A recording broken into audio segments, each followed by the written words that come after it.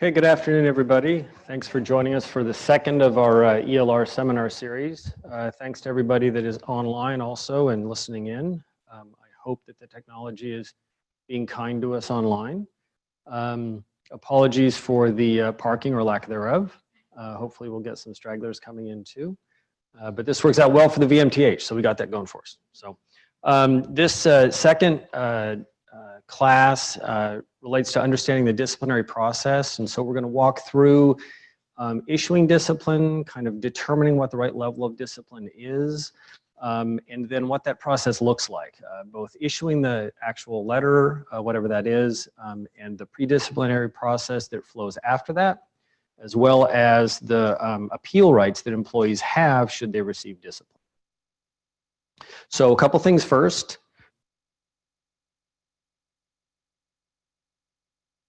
So feedback is much appreciated, but I would ask that you hold your questions till the end. I'm going to go pretty quickly, although I think I have more slides than last time, so I might run over. We're trying to keep this to like 20 minutes worth of me talking and 40 minutes worth of questions to try to get actual, concerning issues or get the details resolved for folks. But I might run over a little bit this time. I'll go as fast as I can. We will be posting the slide deck on the HR website. The fastest way to find that is actually to go to the HR website and search for respectful and fair, and it'll come right up as your first link, and you click on that. The Just Cause presentation I gave last month is posted there. Along, slides and the lecture are both there, so you can, hear me droning on and the questions that get asked, as well as the substance of the presentation. The online guests are muted, but they will be able to ask questions, and Grant's helping with that piece, which I much appreciate. Questions are fantastic, but again, try to hold them till the end. And then I'll take questions both in the room and folks that are online. We do have microphones, or at least a microphone. Ashley has a microphone for the folks that are here. It's important that you use that microphone so that the folks online can actually hear you when you ask your question. Otherwise, I'll just repeat it. And then we have a sign-up sheet at the door for folks that want information about future seminars and that kind of thing. If you have not done so, please silence your cell phone, which I did do, so I'm the winner. So I'm Steve Green. I'm the Executive Director of Employee and Labor Relations. I've been with the campus for about 14 years. Did about 6 years as just the Davis campus ELR manager, and for the last 2, I've been responsible for both the Davis campus and UCD Health. I'm a former employment plaintiff's attorney, so I used to be on the other side of the fence. I like this side of the fence better. I graduated from UC Davis at King Hall and also the Graduate School of Management, and I spend most of my free time, which isn't very much, staring at a screen watching golf, and so this was a good week for me. Yay, Tiger Woods, makes me happy. Go ahead. Just a reminder about last time. So last time we talked about just cause, and these are the 3 basic elements of just cause, right? So is the rule that we're gonna issue discipline under, is it known, fair, and evenly enforced, right? And before issuing the discipline or determining whether discipline is even appropriate, did we make sure that the employee actually engaged in the performance failure or the misconduct? And that typically involves a full and fair investigation that yields substantial and persuasive evidence. And then the third plank is the penalty reasonable given the employee's entire history with the university? So this is also a slide from last time, but I put it back in here just to remind. So this is what the performance management spectrum looks like, right? So there's coaching, there's verbal counseling, there's possibly written counseling, there's the annual performance appraisal process, and then there is a letter of expectations if that's an appropriate tool, right? So if an employee doesn't really know what the expectations are and they're out of bounds, then it's not appropriate just to jump to discipline. Again, we're trying to build a respectful and fair workplace, and employees shouldn't be blindsided by discipline. We should be issuing the appropriate level, and sometimes a letter of expectations, which does not go in the permanent personnel file, is the best way to call out what the performance failures are so that they can, improve their performance before receiving any kind of a disciplinary action. Then at the bottom of the page in red, you'll see the disciplinary actions, which typically are in this order: letter of warning, a suspension, and then either a demotion or a dismissal, although frankly, demotions are not common in our workplace. So before issuing discipline, just cause 1 and just cause 2. So just cause 1, as I said last time, is really what a supervisor does in the workplace to make sure that the workplace is respectful and appropriate, and it really has nothing to do with issuing discipline. So it has to do with, is the rule reasonable? Is it non-arbitrary? Is it, is it the supervisor saying, if you don't wear green on Fridays, I'm going to issue discipline? Nothing related to the actual mission of the institution or the business operational needs. Is it known? And you'll see I have known squared there, because the employee needs to know about the rule and they need to know that they can be disciplined for violating the rule. And is it fairly enforced? You have to make sure you're issuing the same level of discipline to similarly situated folk, and that it's not discriminatory, that you're not issuing discipline to folks that are in protected classes or that have engaged in protected activities like filing whistleblower complaints and that kind of thing. And then we get to just cause 2, and that's the full and fair investigation. The primary thing here is that we want to make sure that the employee has a right to respond before we make a determination as to whether or not discipline is appropriate. It's fundamentally not fair, and put yourself in the position, right? If you were to be called into your supervisor's office and the supervisor says, I know you did this and it's wholly inappropriate and here's your letter of suspension, that wouldn't feel very good, right? So it's important that that employee is given a full and fair opportunity to respond to the specific allegations against them prior to making a determination as to whether or not discipline needs to issue. In these investigatory interviews, the employee has the right to representation, and these are called Weingarten rights. The Weingarten specifically addresses union right of representation. So if you have a represented employee who, come on in, who you need to interview having to do with your concerns about the performance, and that interview could result in disciplinary action, they have the absolute right to have a union rep with them when you're conducting that interview. And obviously, if you have questions, you can call the folks on my team. I'll have a resource page later on to kind of show how to contact us if you don't know. And then finally, after that conversation, you make the determination as to whether or not there's substantial and persuasive evidence, and the standard is 51%. Is it more likely than not that the person engaged in this performance failure or conduct? And if so, discipline is likely appropriate. And then you come to what is the right level of discipline. So first I want to talk about discipline kind of theoretically. So this, you're not going to find this anywhere. This is out of the chaos of my brain, but this is a good working definition of discipline, right? So it's an action that's taken by a supervisor to provide accurate feedback to an employee on unsatisfactory job performance that is housed in the employee's permanent personnel file, which differentiates it from other non-disciplinary corrective action like letters of expectation or written counseling memos or that kind of thing. And it may lead to further discipline or even to dismissal, depending upon what that kind of trajectory looks like and the conduct of the performance of the employee. The thing to keep in mind is that the goal here is to increase the employee's likelihood of success, right? So, and I know it's hard for supervisors and for employees to be in these meetings, and they're not fun. I've sat in lots and lots of them, and they're not what anybody wants to have to do on a nice sunny afternoon. But the goal of the meeting is not to be mean. The goal of the meeting is not to be vindictive. The goal of the meeting is to really clearly explain to the employee, well, not the goal of issuing the discipline is to really explain to that employee where they are deficient and what they need to do to be successful, and possibly provide them the resources that they need if it is a resource issue. So, but if through multiple iterations of this, or unless it's egregious misconduct, it might not be multiple iterations. If it turns out that the employee cannot be successful, notwithstanding the supervisor's attempts to provide the resources and to provide the support and the clear messaging about what are the performance failures, then eventually the employee is going to be removed from the workplace permanently through a dismissal. And then the components, which I've kind of already said: clear communication, understanding of the performance, resources if available to increase the likelihood of success, and then clear expectations for future performance. So You have a supervisor who believes that there is just cause to issue the discipline. That means that they've already gone through the process of talking to the employee. They've had the opportunity, the employee's had the opportunity to respond. And we're trying to figure out what do we do here, right? So if you remember my slide that showed letter of warning, letter of suspension, and demotion or dismissal. The question then is, what's the right level, right? So there's two ways that you kind of have to look at this. One is, and the normal way is progressive discipline. If we have somebody who's engaged in a typical performance failure, we typically do not jump from no discipline to suspension or termination. That's just not what happens in public employment.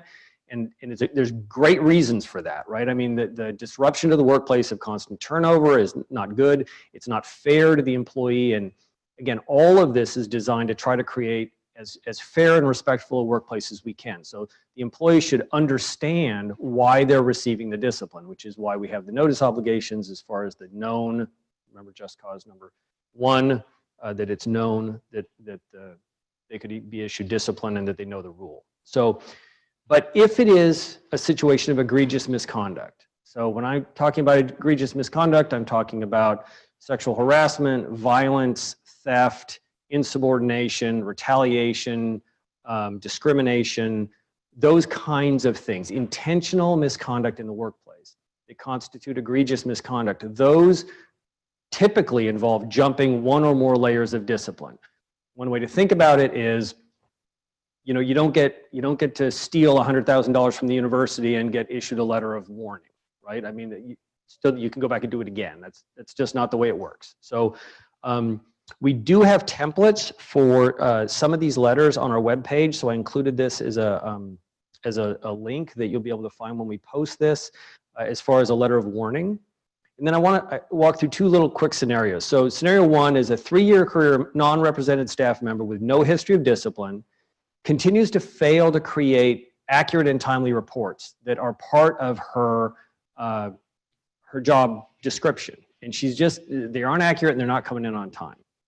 This is a really good example of a performance failure that if you've already gone through the prior non-disciplinary corrective action, you've had the discussions, maybe it's been in or EPAR, maybe you've issued a letter of expectations, this would be a place where you would issue a letter of warning. Juxtaposing that, if you have the same employee with no history of discipline, and that person continually refuses to follow legitimate management directives, you know, I need you to attend this meeting and take, you know, appropriate notes. No, I'm not going to that meeting. No, I actually need you to go to the meeting. No, I refuse to go to that meeting. Okay, that's insubordination, that's egregious misconduct, and in those circumstances, we might jump over a letter of warning and start with a letter of suspension. In that scenario, it would not be so egregious as to warrant a dismissal, but it would certainly be something that we would want to put the person on adequate notice that they're really engaging in severe misconduct. So, the basics of a letter of warning.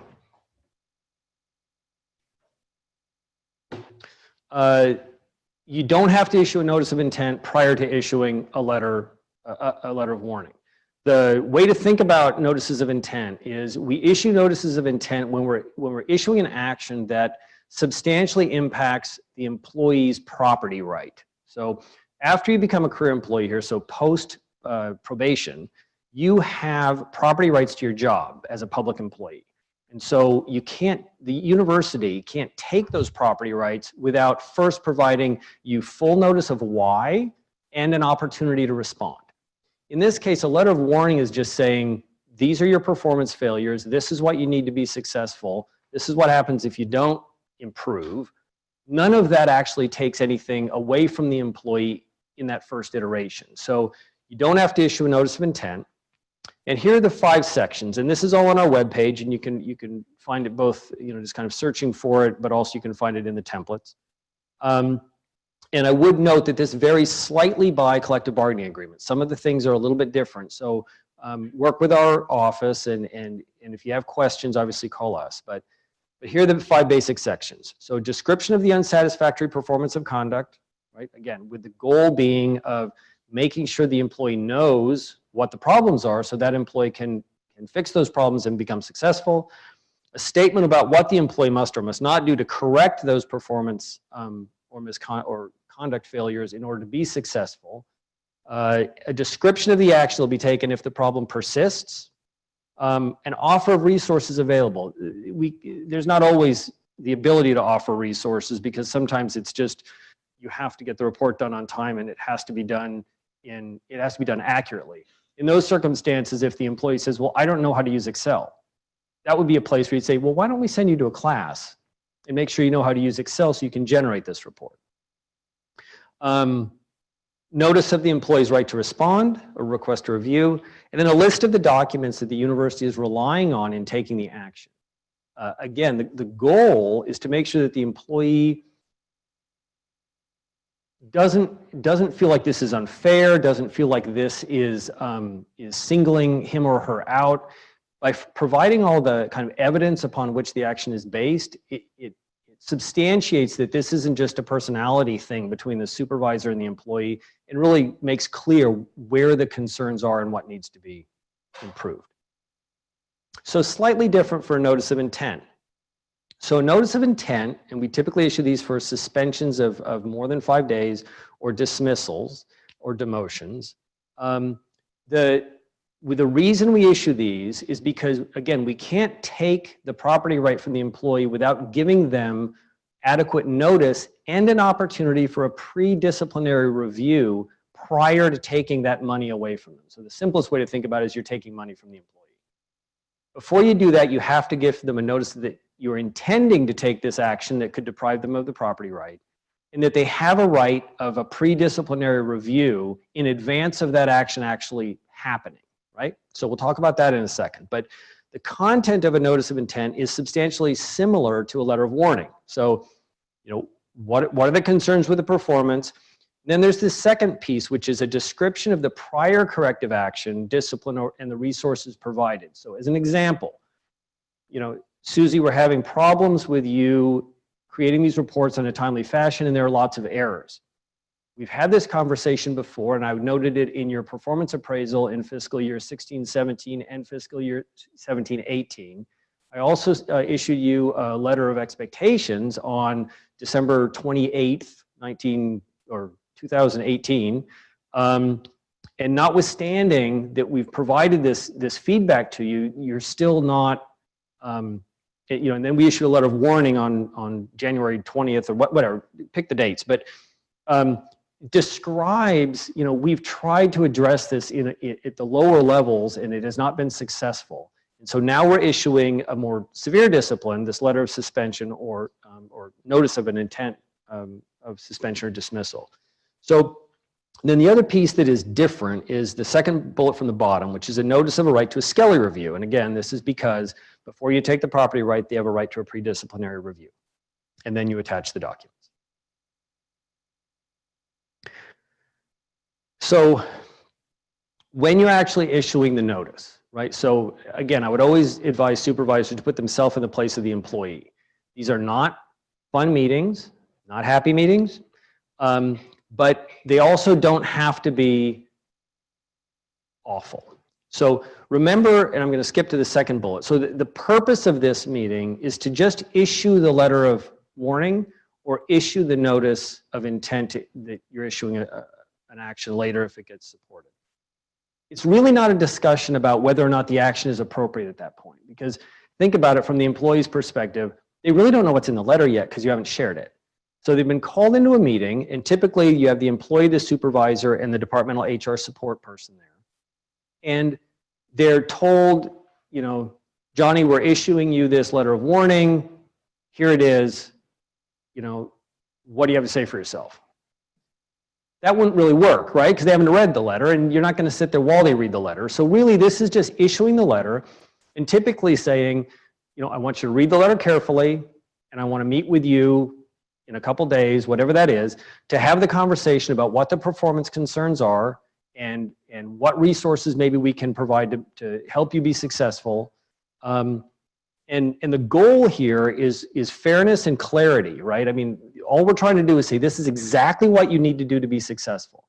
It's kind of a horse to water thing. That's all of progressive discipline is horse to water. You know, this is how you can be successful. We can't force you to be successful, but we can certainly provide you a full and fair opportunity to be successful and the resources to be successful. So, right of representation, we get this question a lot about whether or not the employee has the right to have a union representative or other representative when they're receiving discipline. Most people would think yes. The answer is actually no, because we're not investigating at that point. We're not asking the employee any questions. All we're doing is we're saying we're issuing you this letter. Now, having said that, if the employee wants to have a union rep there or wants to have some other representative there, we typically grant that unless it creates a significant delay in issuing the letter. Because there's really, the meetings are very short and the meetings are not very interactive. It's really just we're issuing this letter, read it, we'll talk about it next week. So, when you issue a notice of intent, then there is this Skelly process, which is really the pre-disciplinary review process. And Bree has come back for her materials. Oh, no, Jasmine's here. That's good. It's okay.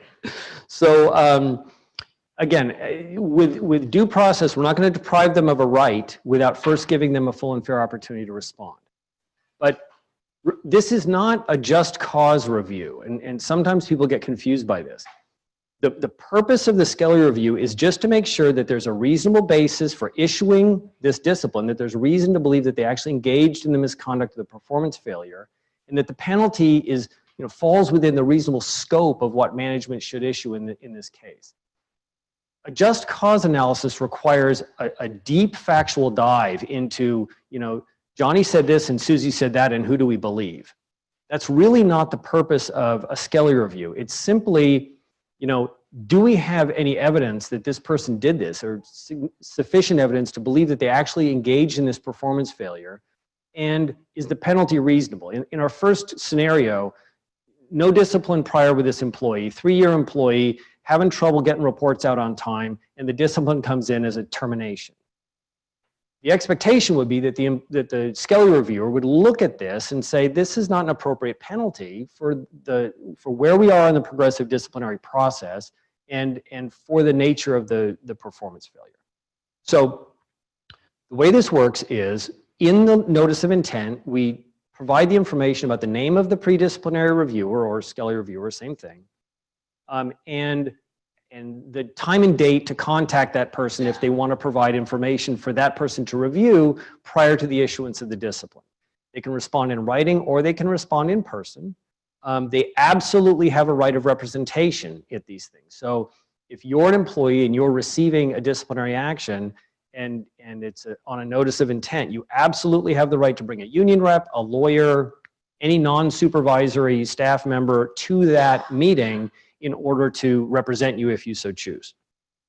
The Skelly reviewer will then kind of review all the information that they receive, and they'll issue a response letter to my unit, and it'll either uphold or modify or rescind the intended action. And that letter is sent to us, and we forward it to the department, and we attach it to the final discipline if the discipline's been upheld.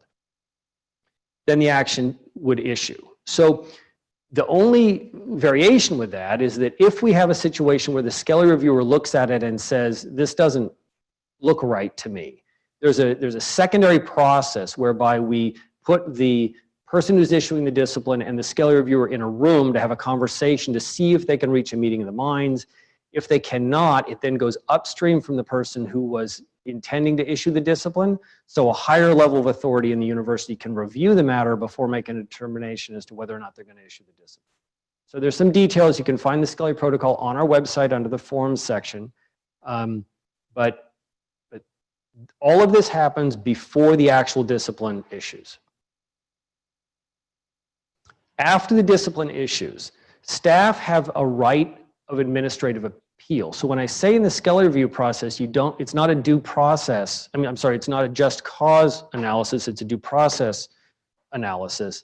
That's because staff will have the opportunity to have a just cause analysis under their rights of appeal after the issuance of the discipline. So represented staff file grievances, and if you look on our website, you can see the content of all of the collective bargaining agreements on our website, and each one of those has a grievance article, and you click on that and it describes what the entire process is, and there's a specific form for each bargaining unit that you have to use to file.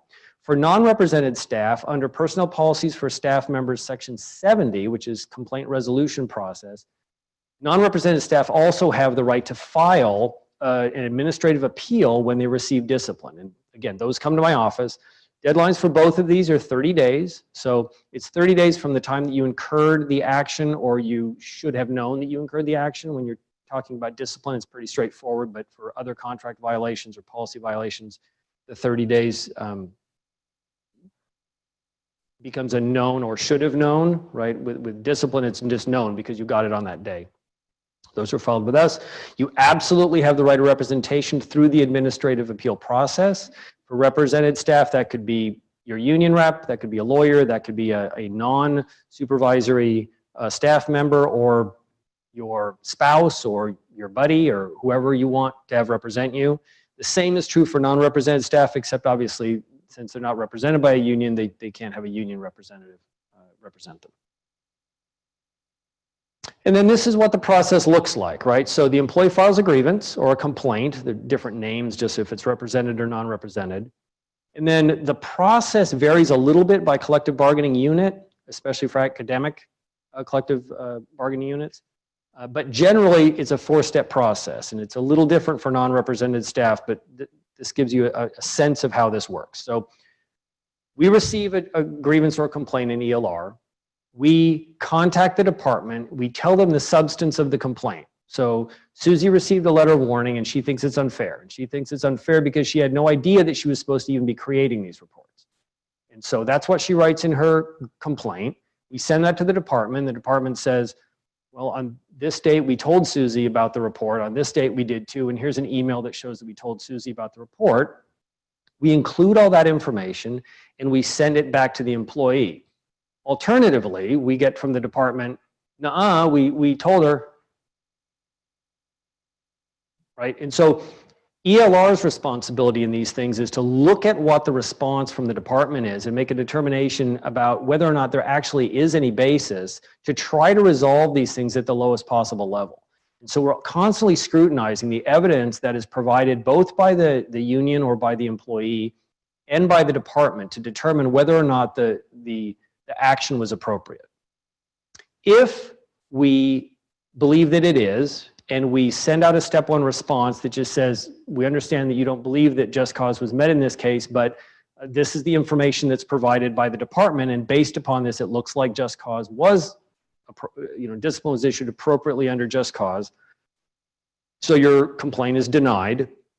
They can appeal that to step two, and step two is typically a meeting with the employee and the supervisor, union rep or other representative, and employee and labor relations rep. And the employee and labor relations rep is responsible for coordinating and kind of adjudicating over that meeting, which is meant to give the employee a full opportunity to say, this is why I believe there's a violation of my collective bargaining agreement. This is why I believe there's a violation of policy. This is why I believe it's not fair.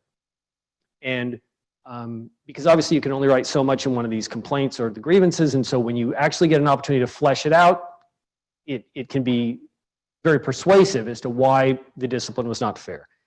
If we go through that process and then the ELR representative writes up the response to step two and sends that to the employee and the union if represented, and if it's denied at that step, typically then there's appeal for review at the Office of President, and they look at it to make sure that it is appropriate, and they look at the step one and the step two responses. And at the end of the whole thing, the final step is the right to an administrative hearing or an arbitration hearing. And what these are conducted in the HR building, typically on the Davis campus, and then different rooms on the Sacramento campus. And they are like a mini trial. And so you have the employee, you have the department representative or supervisor, you have someone representing the employee, either a union representative or a lawyer. You have someone from my office representing the management, and we hire an independent arbitrator, or under PPSM 70 for non-represented staff, they can elect to have a university hearing officer or a non-university hearing officer. We bring in this impartial third party, and they hear the evidence. We actually bring in a court reporter too, and we take a stenographic record of the entire proceeding, and we bring in all the evidence. Anybody that, witnesses come in and testify under oath or affirmation, all the documents that are relevant come in from both sides, and then all of that information is given to the arbitrator, who then goes and takes it away for 30 to 60 days, and then issues us a final determination about whether or not the discipline was appropriate. So the crux of all of this is that, it's imperative that supervisors are doing the right thing in issuing discipline, and they're holding the proper standards. And beyond that, we have very good processes in place to ensure that that happens through the pre-disciplinary review, and then also through the grievance or complaint resolution process. So I think that's all I got. So I'm sorry I went a little bit over. I took about half the time. But now I will open it up to questions. I know we have some folks here. I know we have some folks online. Questions?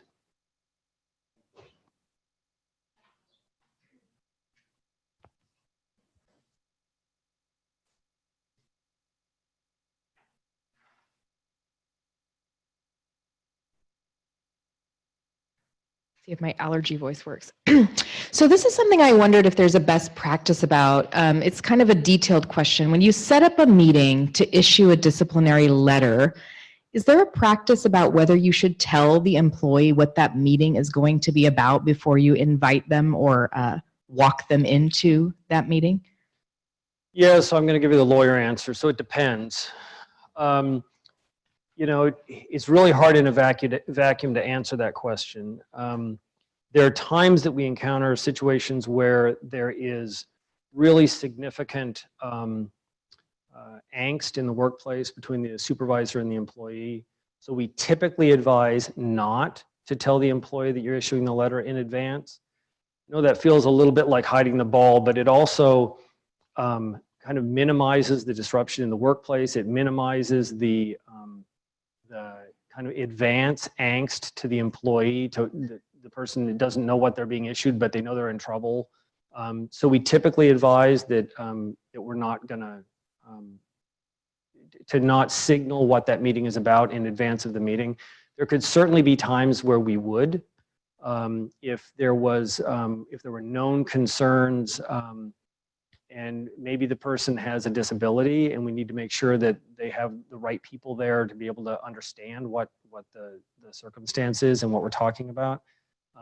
But your ELR rep can help you with that. But generally, no, but certainly there are times when we do.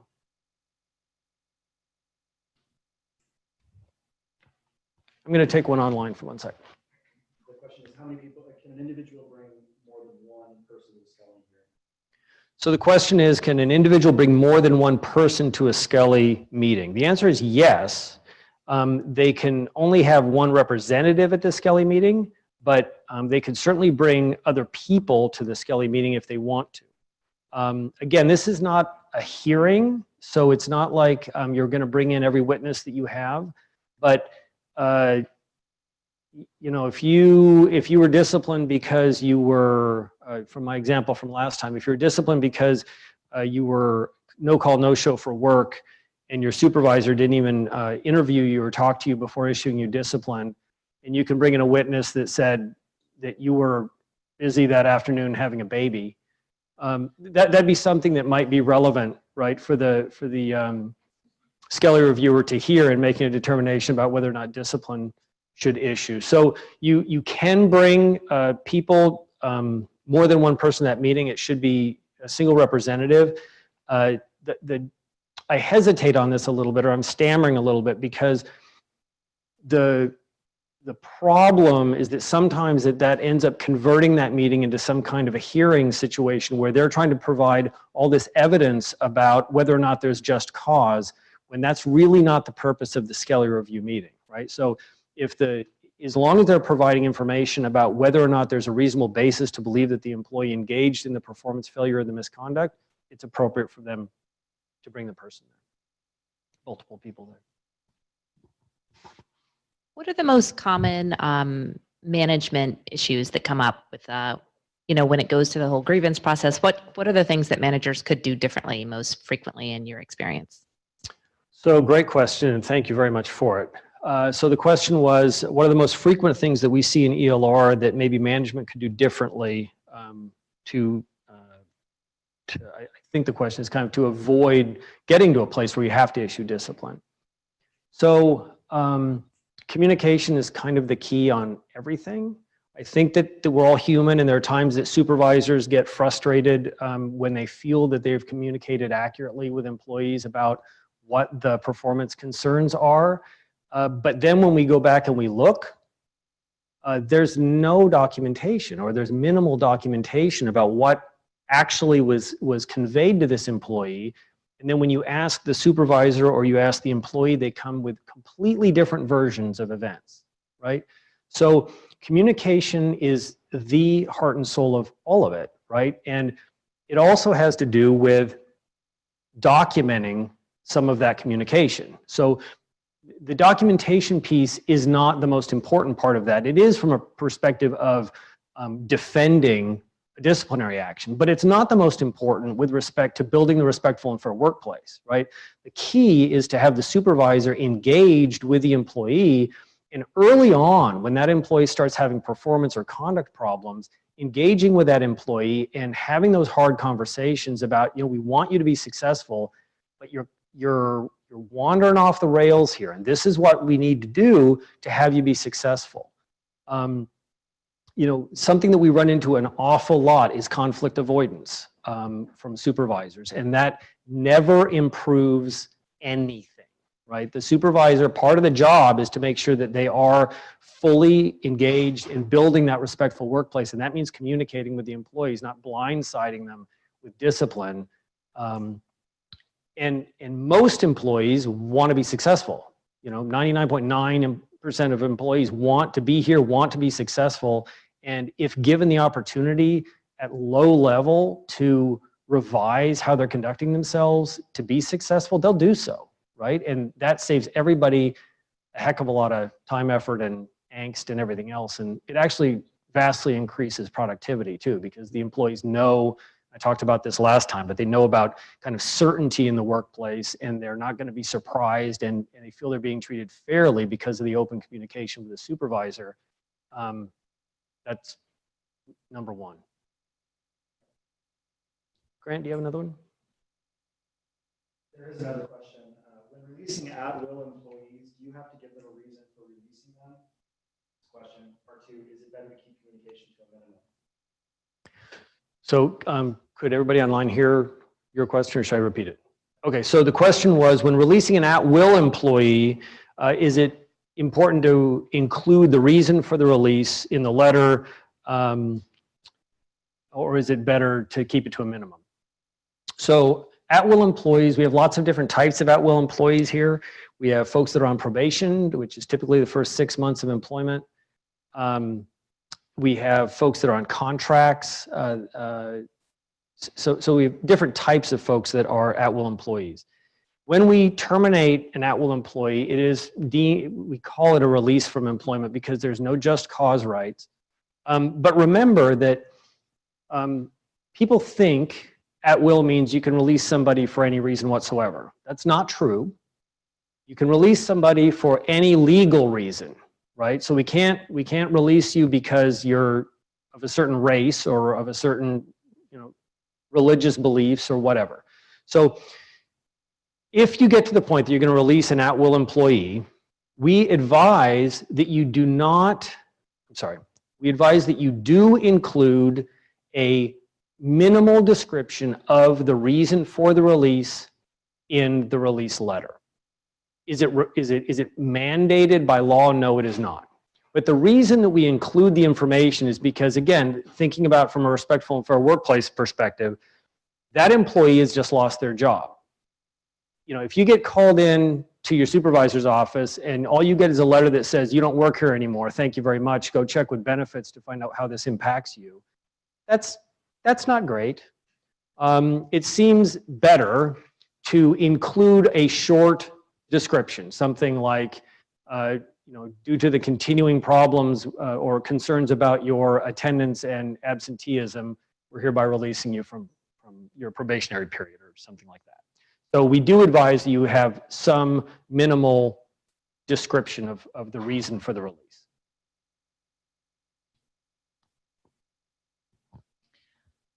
I often use letters of expectation to make sure that the employees understand. This is after you've had conversations with them, trying to get them to understand what they need to do, and using the letter of expectation. And my question is, what makes a letter of expectation that's not disciplinary grievable? Because I've been to 2 grievances for letters of expectation. Yeah, so it's a good question. What makes a letter of expectation grievable? So there's a couple different ways that it becomes grievable. When the most common way is that the employee says, the reason that you're issuing this letter of expectation is not because I'm failing to meet your expectations, it's because you don't like people that that fall into my protected class or my protected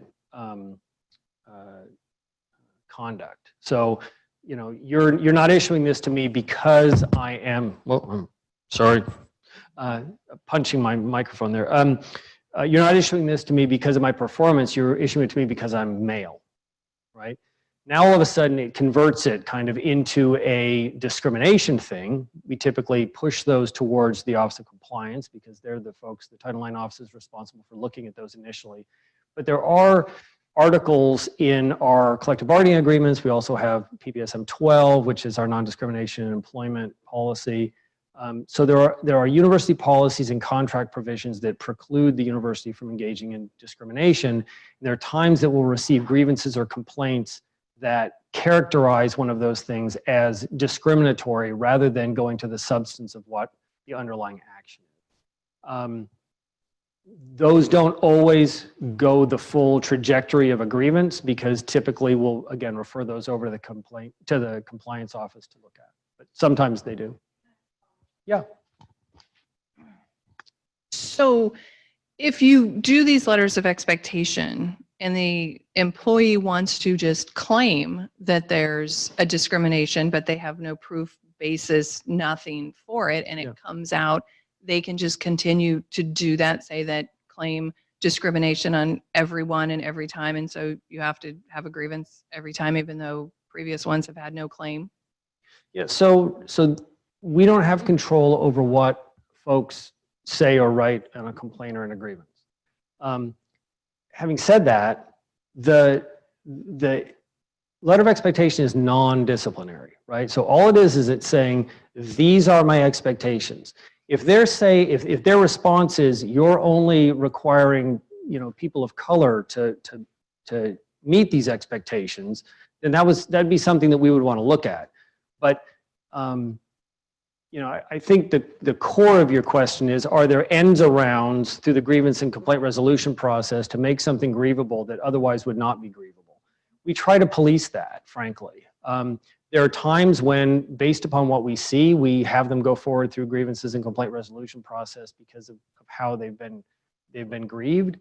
But we don't have control of what they file with us. We only have control of what we do with it. And our goal, again, is to ensure that we're following our policies and our collective bargaining contracts and ensuring that the workplace is respectful and fair. And so if we have reason to believe, or if there's, evidence that's provided, some of those are going to go through the process. Grant? No. Other folks? Oh, come on. I didn't bring scenarios this time. Yeah. Sure. When it comes to Skelly officers, how are those selected and who approves them? So the question is, how are Skelly officers selected and who approves them? The second answer is easier. I approve them. The first one, as far as selection, in order to be qualified to be a Skelly reviewer, you have to be reasonably impartial is the legal standard. What we look for is we look for someone who has done that kind of work before and who has been trained to do that. And I don't know if folks remember, but we've done several Skelly trainings over the course of the last year or so on both campuses. So we make sure that they're trained. And then the other thing that I look for is for example, if there's a patient care issue, I'll typically want to have a Skelly reviewer who understands patient care instead of someone who doesn't do patient care. There are times when it doesn't matter, but if, for example, we have something from a financial officer, we're issuing something to a financial officer having to do with their performance, I would look for someone that would understand our financial processes rather than pull somebody in that just doesn't understand the kind of work that this person is alleged to have not done well, right? So I look on some level for substantive knowledge, but primarily I look for training, and I look to make sure that the person is at the right level of the organization for the level of employee who's receiving the discipline and far enough away from the employee to ensure impartiality. Yeah.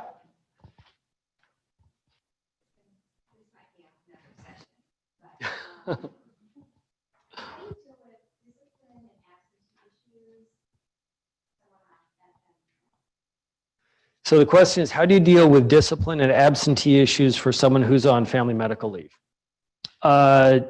That we are going to, the next one of these next month is going to be on the leave of absence process. And so we're going to go into that in more detail there. But the short answer is you keep each one of the circumstances relating to that staff member on a separate track, and you manage each one of those tracks appropriately. So for example, if you have someone who's failing in their performance on some level, that puts them on a performance management track. They also have an intermittent leave because they have a medical condition that allows them to use family medical leave on an intermittent basis. We would fully engage in an interactive process with that employee, and disability management services can help and support with that. But we would figure out what their needs are with respect to their functional limitations. We would sort out what we can do for a reasonable accommodation and deal with that piece. But that doesn't stop the performance management piece. I get that there are times when it makes it difficult because you have somebody who maybe is struggling with performance because they're not in the workplace as much. And so that there are times when that raises some complexities, but the short kind of generic answer is you assign the work, you make sure that they understand the expectations, you give them reasonable timelines to complete the work and the resources to do so. And if they don't, you hold them accountable appropriately on whatever the level of corrective action or discipline is. And if there are issues that where the tracks hit each other and kind of conflate between so the most common one is you have somebody who struggles with absenteeism and they have a medical condition that means they have to call out sometimes, right? And there's still, especially in a patient care environment, that still absolutely impacts the workplace because they're not there, but they do have the absolute right to take this time off. So, they're not easy. They're hard to manage. They're hard on the supervisor, but I'd have to say that it's got to be harder on the employee. I mean, the employee is the one who's struggling with the medical condition, right? And we're doing our very best to give them an opportunity to be successful and to make it work. But they're hard for everybody. But the short answer is assign the work and hold them accountable. Make sure you're giving them the accommodation that they need and support them in that. But just because you have a medical condition doesn't mean that you don't have to do your job.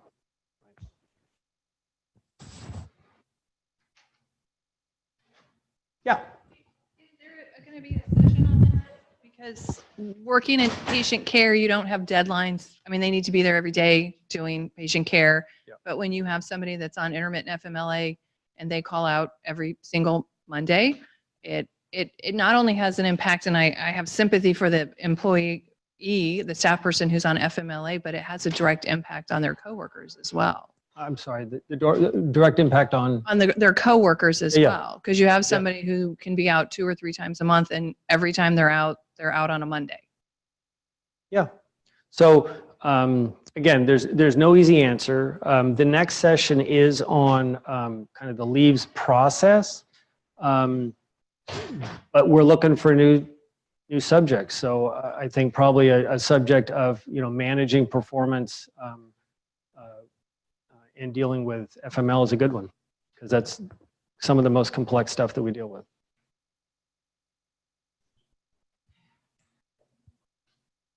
Got more time? I could go to the next slides. So these are the resources. So those are the unit assignments for the employee relations consultants. So if you have questions, these are the folks for direct personnel matters that you would contact. The lists of kind of who to contact by department are there. You can also find the university's personnel policies and collective bargaining agreements on our website at that link. And again, this will all be posted. And then if you're struggling with stress or other stuff in the workplace, here's ASAP and also DMS for each of the campuses, although it looks like UCD Health is a little cut off there. But obviously we're going to post these. You'll be able to get that phone number too. David? With social media, sometimes, and you know how I hate social media, but sometimes, as anybody in HR does, employees take pictures of other employees, like on Saturday night or Sunday night at a party, and then it's kind of a situation like Cheryl described on a Monday. And unfortunately, printouts end up on our managers' desks when we're not on their Facebook page, we're not looking. Does the campus have they changed their approach in how they let us use social media, in terms of there might be a situation where that's impacting an employee's performance and that could be used evidentiary, or to support like the pattern of absences, like the Monday following payday, you're out, but yet 3 of your coworkers have pictures of you, which unfortunately, again, they've provided us. So it's something that's hard for us to discount. Yeah. How has the campus progressed in social media in that? So no policies have changed, at least not to my knowledge. There have been times that we have relied on social media in a variety of instances. We've had circumstances where we had an employee who claimed to be in one place, but then posted on social media with pictures that he was someplace else. He claimed he had gone to training, and he was clearly not at training. We've had circumstances where we had an employee who had multiple workers' comp claims having to do with lifting restrictions, and then there were pictures on social media of her carrying giant boxes and stuff, and loading and unloading trucks and that kind of thing. So there have been times that we have used evidence from social media to support corrective action. The issue is social media. I mean, if it's public, that's one thing, right? If these are folks these are private accounts, and that they happen to be friends with the people who are printing these things out and handing them over to management, that makes it a little bit more difficult. But if it's public information, we can look at it. The concern is that there are times when we have folks that engage in conduct off-site that directly impact the workplace, right? And when that happens, then we can rely on it, even though they're not in the workplace. It's not quite that clean, but it's possible to rely on it if it directly impacts the workplace. There's also times where we have folks post stuff on social media, like UC Davis sucks. And it says employee of UC Davis, right? And then the supervisor says, my employee just posted this on Facebook and I want to fire that employee because it's wholly inappropriate that they're saying this to you, right? So, you know, we also get this kind of free speech issue that comes up with social media. People are allowed to say stuff, and you typically can't hold them accountable for content because they have free speech rights. So it's a complex area, but it's not off limits that we could look at those kinds of things and rely on them for issuing discipline. Yep. One other question I had is about placing staff on paid leave, like administrative leave or investigatory leave. Thank you. And just maybe if you talk about, you know, what are the considerations that go into place and who makes that call? Yeah, no, I should have put that on the slide. Thank you very much. So the question is about when do we put people on paid administrative leave and who makes the decision? So paid administrative leave is provided both by contract and by policy. The starting point of the analysis is leaving the employee in the workplace going to cause adverse impacts some way, shape, or form, right? So if, and that typically is, you know, if we have somebody who is accused of sexual harassment, are we going to leave that person in the workplace so they can continue to harass the victim while we conduct an investigation? Probably not. Depends upon the allegations, but probably not. Are we going to, we have a hard stop today, so I apologize, but I'll get through this really quickly. So if there's a chance that they're going to interfere with the investigation, right, they're going to go around, they're going to talk to all the other witnesses in the workplace, right, and interfere, we would also put the person out then. If there's a chance of sabotage, if the person could get into other things, like they're an SRA and they're doing really important research and they have a key to a facility that is a $250,000 research project, and they're, you know, alleged to have engaged in some kind of misconduct that could result in their termination. And then I guess that's the last thing, and that is that we're typically going to put somebody out if the nature of the misconduct is so severe that ultimately they'd be out of the workplace permanently, right? So maybe that's not the final trigger, but that's one of the things that we look at, because otherwise if they're just going to come back, then why don't we leave them in the workplace, have them do their job if they're not going to interfere with the investigation, and we go through it. Investigatory leave is determined, approved through ELR with advice of one of the ELR consultants. So it's the supervisor that ultimately makes the decision, but it's with advice from ELR. And if the supervisor says, you know, I have to have this person out of the workplace and there's absolutely no basis for it, we'll typically go upstream to that person's supervisor and have a conversation about how this person could stay in the workplace, and there's no reason to take them out. So, oh, thank you. So we do have a hard stop. So that's all I have for today. So thank you very much. We please do our survey. Thank you. Thank you. So please complete the survey. We think, do we bring hard copies? Okay. Thank you, everybody. See you next month.